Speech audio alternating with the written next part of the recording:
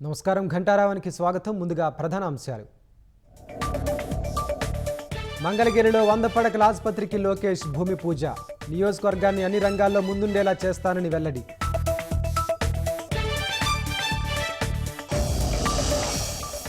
మంగళగిరిలో 3000 మందికి ఇళ్ల పట్టాలు ఇచ్చిన లోకేష్. లబ్ధిదారులకు సొంత ఖర్చుతో దుస్తులు, భోజనాలు ఏర్పాటు.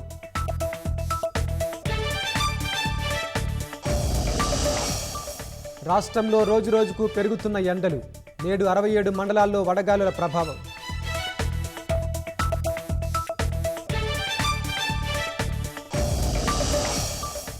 చండీగఢ్ మనాలి హైవేపై బస్సు బోల్తా. 31 మందికి గాయాలు, 2 పరిస్థితి విషమం.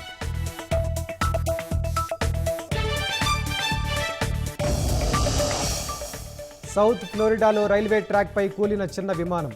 3 మృతి, మరొకరికి గాయాలు.